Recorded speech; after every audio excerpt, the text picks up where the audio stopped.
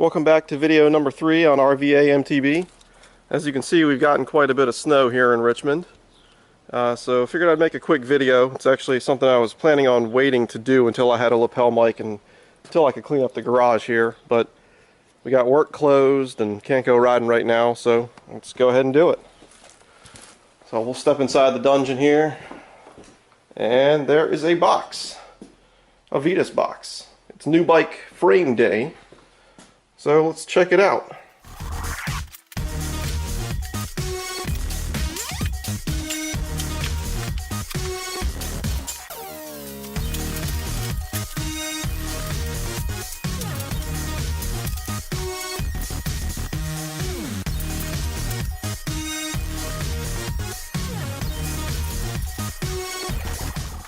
So out of that box came this frame. It is a Vitus Nucleus.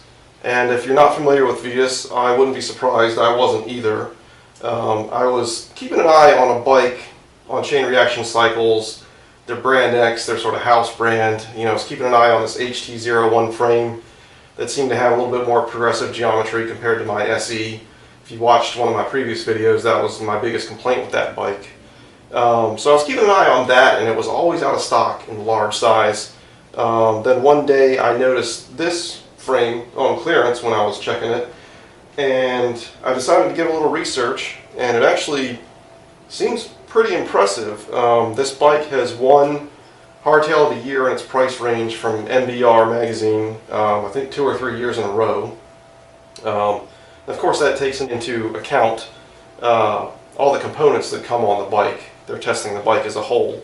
But some of the things they did like about it was the frame geometry. They liked the lower, longer, slacker head angle, all those types of things that I really was looking for in a bike. So I decided to give this a try and ordered it.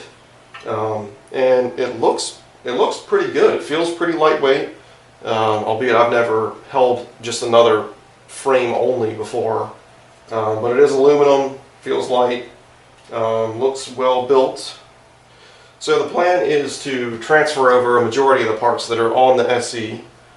Almost everything should transfer over pretty easily. There are a couple things. Head tube on this is tapered, and it's straight on the SE.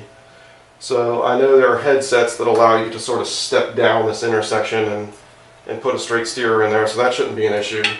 The seat tube is bigger, so the dropper post that I got, only a few months ago was going to become obsolete for me.